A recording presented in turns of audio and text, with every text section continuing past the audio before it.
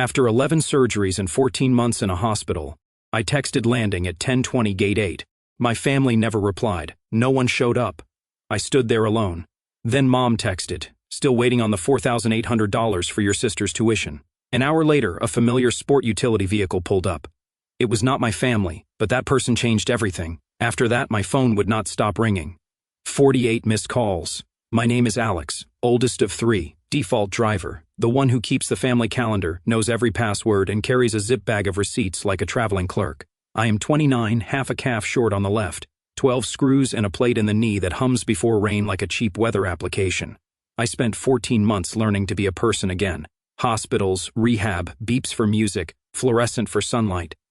I know the sound of the 2 a.m. vitals check and the exact click of the door when a night nurse tries to be quiet and is not. 11 surgeries, I can list them faster than my siblings can name state capitals. They called me resilient. What they meant was, I did not die and I was polite about it. The flight home landed early. Gate 8, Terminal B. My backpack dug into a tender place where skin meets graft. The crutches tapped out a metronome on the tile. I sat near the charging station with a clean view of the doors in the pickup lane. The arrivals board flipped like a restless book. I breathed in coffee, damp clothes, and a sour tang of recycled air. I texted the family chat, landing at 10:20, gate 8. The chat is called Fam Bam, which feels like a sticker over a crack, blue bubbles, no reply. I told myself they were already in the car. I told myself Mom's ringer was off, Mia was probably asleep. Josh might be at practice. Rick, Mom's husband, was likely busy, which is what he says anytime the topic is anything real.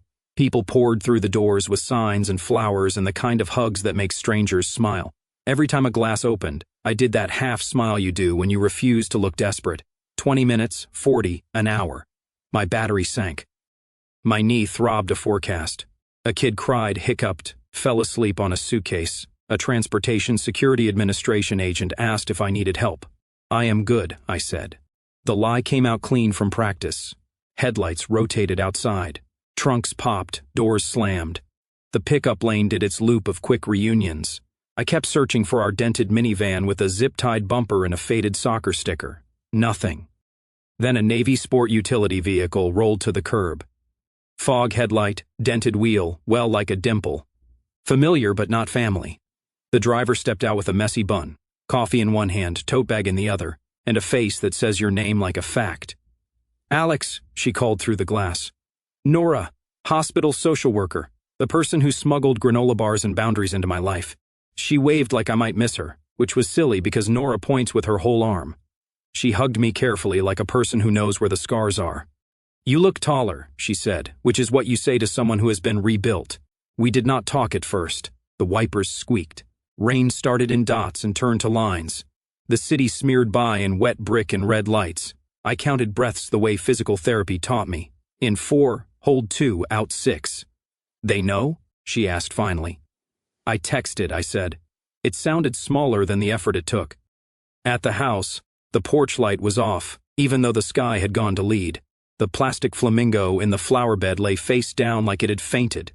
Voices leaked from the living room. Television laugh track and Mom's low hum. Wanting to come in? Nora asked, hand on the gear shift. No, I said, I have got it. The front door stuck like always. The entry smelled like fried onions and lemon cleaner.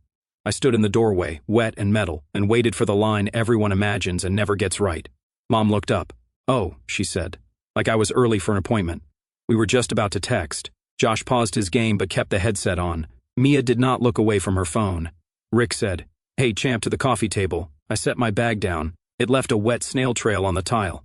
Mom waved a stack of envelopes. Good, she said briskly. You can explain these. I do not speak medical. Not how are you, not we missed you. Just explain these. The words sat between us like a switch. Paperwork, something inside me stood up. Before the truck ran the light and met my left side, I was 2 jobs in a trench coat, warehouse mornings, call center nights. I stretched checks like pizza dough, rent, groceries, Mom's copay, Mia's emergency books, Josh's cleats, Rick's weird week at work. I bought the big pack of toilet paper because no one else remembered until we had none. Family is family, Mom would say, which meant Alex will fix it. If I said I do not have it, she would tilt her head and say, do not be ugly. Somewhere between ugly and ungrateful is where the money always appeared. My money, I did not keep a ledger. Writing numbers down made me angry, and anger made me feel guilty, and guilt made me tap send faster. That was the system. They called it love. It was debt with confetti. Then the accident folded my life. Metal, glass, siren, white ceiling tiles. Someone saying my name like it belonged to another person. When I woke, a surgeon traced roads on my leg with his finger. Harvest, graft, fixation, 11 surgeries, 2 infections, a wound vacuum that gurgled. I learned to measure days by shift change and nights by the squeak of shoes. The first time Nora met my family was on speaker while I lay flat and tried not to throw up from the medications. Mom cried. Rick exhaled professionally. Mia said, "This is insane, like a plot twist." Josh asked about Wi-Fi. When months left the surgeon's mouth, Mom said, "We cannot do this. We do not have money," then quickly added, "Alex, honey, we will figure it out." Translation, Alex will. Someone had to sign forms. Someone had to call insurance.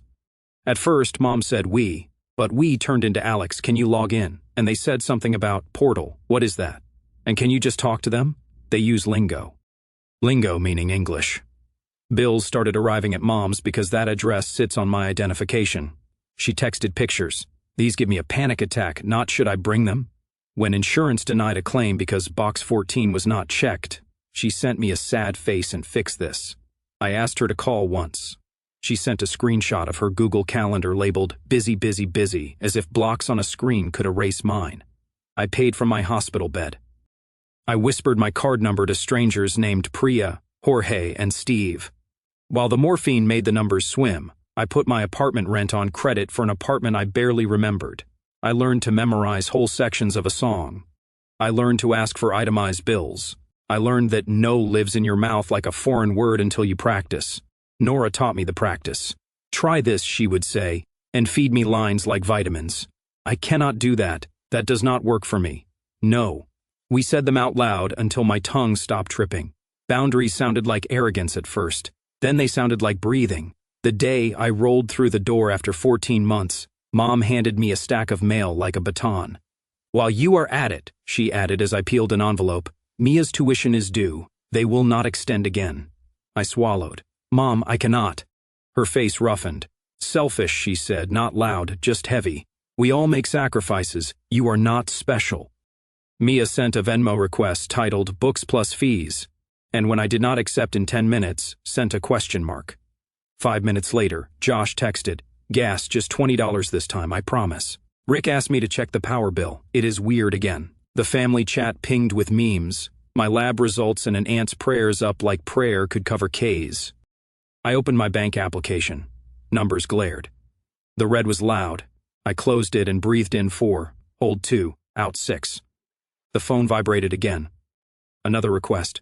My stomach went hot, then cold. Nora wheeled in during physical therapy with iced coffee and a folder. "Let us put the invisible on paper," she said. We printed 3 years of statements. We highlighted anything labeled family, house, tuition, utilities, emergency. The pages glowed like a hazard sign. "This is not random," she said. "It is a funnel."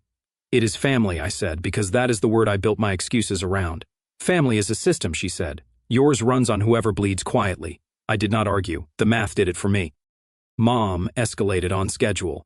She lined the mail up like dominoes and asked again for tuition. She said, "We cannot do this without you," like a threat disguised as a compliment. She said, "You know how the world works," as if knowing meant paying. The accident did not make them greedy. It made me unavailable. It exposed the fact that I have been covering the holes so long they thought the floor was solid. At night, the hospital hummed and I practiced saying no to the ceiling. I pictured the kitchen table. I pictured their faces. I pictured my own, new and steady. I rehearsed until the word did not tremble. Not today. Not anymore. No. The day the plane landed and the Navy sport utility vehicle pulled up instead of the minivan, I understood the script was not going to change by itself. Love was not a payment plan. Tradition was not consent. "Explain these," Mom said, waving the envelopes, and something inside me clicked. I would explain with numbers, with dates, with boundaries, and I would stop. 2 weeks home, the bruises faded. The rules did not. I chose the kitchen table because that is where the deals have always been made. I set my laptop down, opened a spreadsheet, and put a cheap calculator and a pen on top of a notebook like props in a play. The house smelled like toast and lemon cleaner and someone's floral perfume. Sweet, heavy, everywhere. "Family meeting," I said. Silence. Television laughter, a controller clicking. Now, I added. My voice surprised me. Quiet but not small, it trickled in. Mom with a dish towel over her shoulder like a badge. Rick cracking his knuckles like a metronome. Mia in socks, thumbs busy. Josh dragging a chair so it made that shriek. I hate it, Mia asked. No drama, I said. Numbers. Mom sighed like lifting a couch. Alex, if this is about... It is about everything, I said. I spun the laptop. Rows, columns, dates, amounts, labels. In blue and green and yellow and orange and purple and gray. In rent transfers, utility auto pays, school portal receipts, grocery runs that magically included their card, co-pays, a car repair for a car I do not drive. The tuition deposit with the emoji note, "You are the best. This is what I have paid for this family since I was 22, I said. Mia snorted. Congrats on learning Excel. Rick leaned over the screen. Why keep score? Because when you do not, I said, people pretend the game is not happening. Mom folded her arms. We are not your enemies. I did not say you were. I kept my tone level. I am saying I cannot be your bank. Her eyes sharpened. Excuse me? I am done, I said. I will not pay Mia's tuition. I will not carry the power bill. I will not cover your cards. I am taking my name off the utilities. I am focusing on recovery and my bills. Mia's cheeks went blotchy. So, I just drop out? That is your plan? My plan is that you talk to your advisor, apply for aid, take fewer classes, get a job. I looked at her. My plan is you being treated like the adult you say you are. Wow, she said. You think you are better? Josh stared at his hands. I could pick up more shifts, he muttered. Mom leaned in, voice low and dangerous. After everything we have done for you, a roof, food, rides, I sat by your bed. I cried. And this is how you repay me? You asked for money while I was in that bed, I said. I did not raise my voice. I slid printed text across the table. This is from the day I landed, the one that read, still waiting on the $4,800 for your sister's tuition. Next to it, a photo of my hospital bracelet still on. You sent this an hour after my plane touched down. Do not be theatrical, she said. Do not gaslight me, I said. Rick tried a soft tone. We can find a compromise. Here it is, I said. If anyone opens anything in my name, I will report it as fraud. If anyone harasses me for money, I will block them. If anyone shows up at my job, I will call security. I am moving out in 6 weeks. Before that, internet and power come out of my name by Friday. Mom stood so fast the chair scraped. You would do that to your mother? I would do that for myself. I kept my hands flat so they would not shake. Mia lifted her phone. Group chat time, she announced. Everyone needs to hear how you are abandoning us. Great, I said, and typed first so the record was clean. I will not be funding the household anymore. I am focusing on recovery and my bills. Please direct money requests elsewhere. The bubbles exploded. Replies rolled in like hail. Alex, what about Mia? We did our best. Do not do this to your mother. Wow, call me now. You are nothing without family. Who helped you if not us?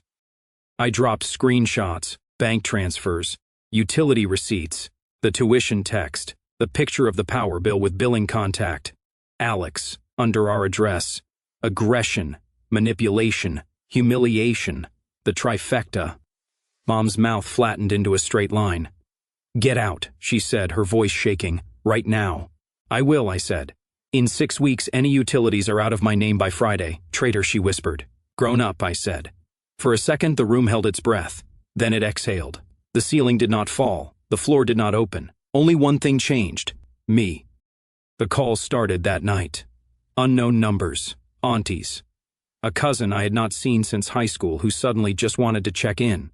48 missed calls by morning. Voicemails stacked like bricks. Call me back. Your mother is devastated.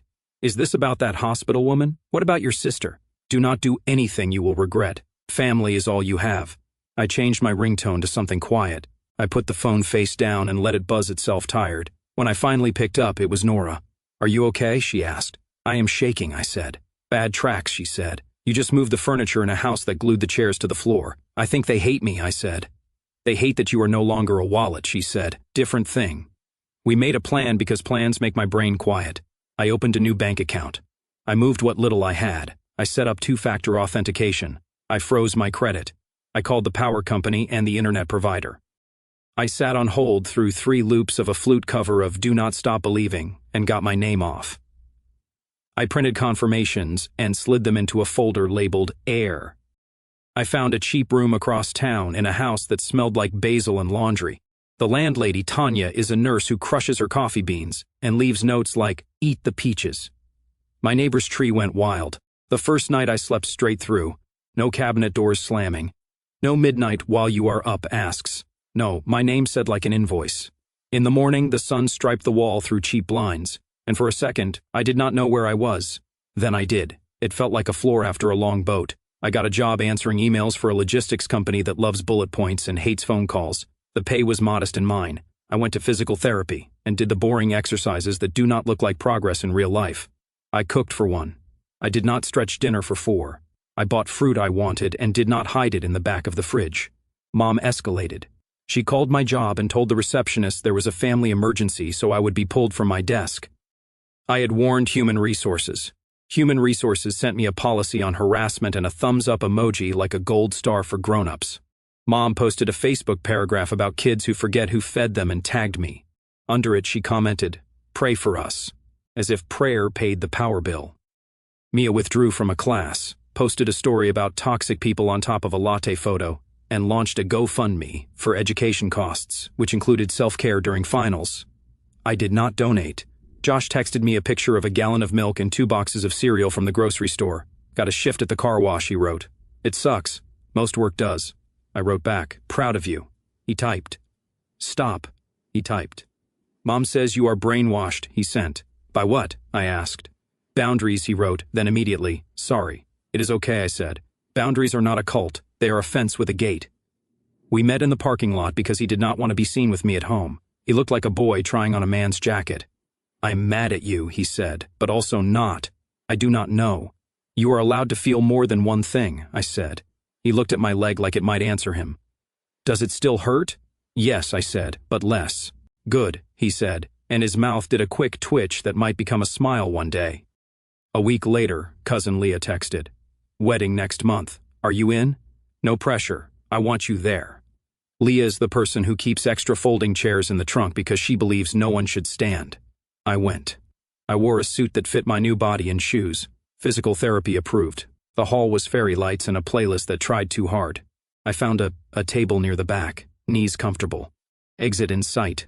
Mom spotted me, locked on like a heat-seeking missile, and came across the room with 2 aunties like backup singers. "So you can show up for this," she said, her smile tight, "but not for your family." "Hi, Mom," I said. "You look nice." "Do not deflect," she said. "Pay your sister's tuition. We will drop the rest." I laughed. I could not help it. "Drop the rest like charges?" I asked. "That is not how this works." Rick hovered behind her, hands in pockets, nodding like a dashboard bobblehead. Mia filmed because of course she did. I pulled out my phone I had prepared.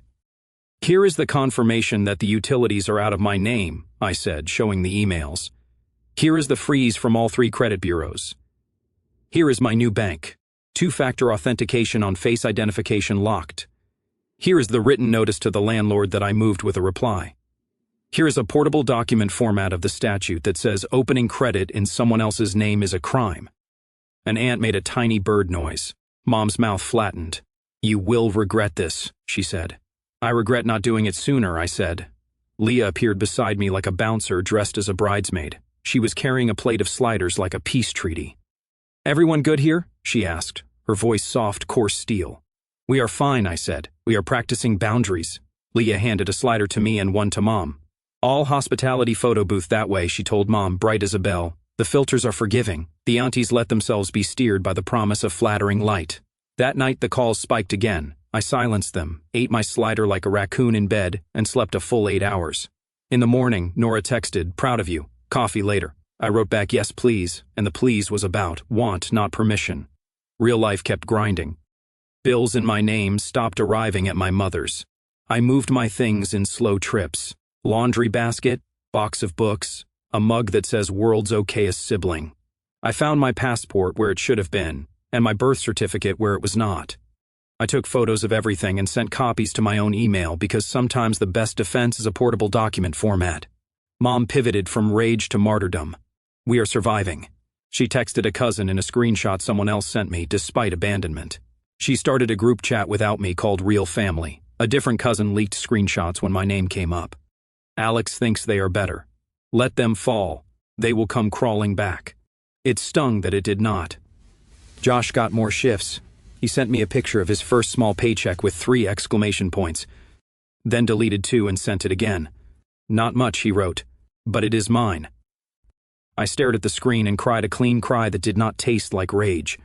1 month in, I could go downstairs without thinking about each muscle by name. I could stand in the shower without panic. I could sit in a park with a coffee, watch a dog obsess over a pigeon, and not check my phone every 60 seconds.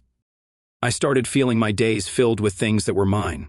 Work, physical therapy, 15 minutes where I just looked out a window and did not fix anything. Mom tried one more play.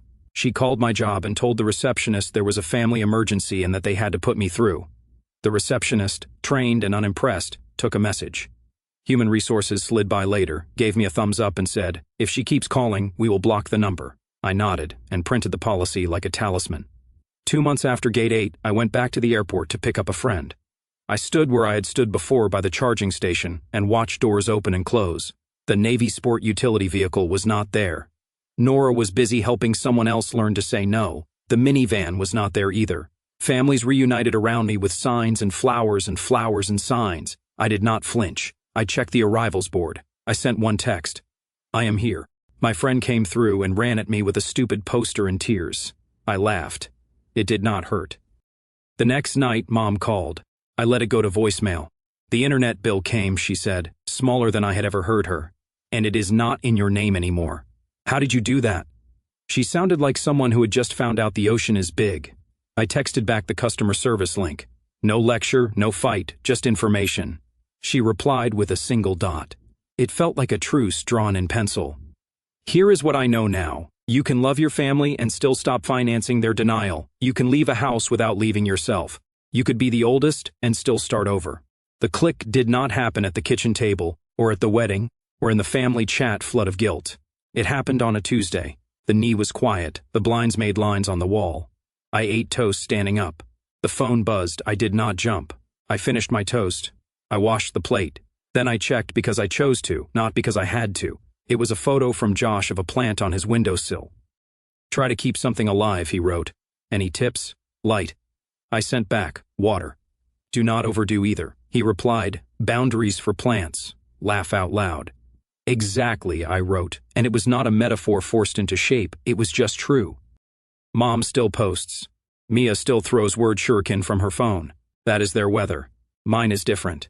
I do the boring exercises that keep me walking. I answer emails and make rent I earned. I track my own bills and watch the numbers stack like small bricks in a wall that keeps rain out. I call friends who ask about my day instead of my wallet.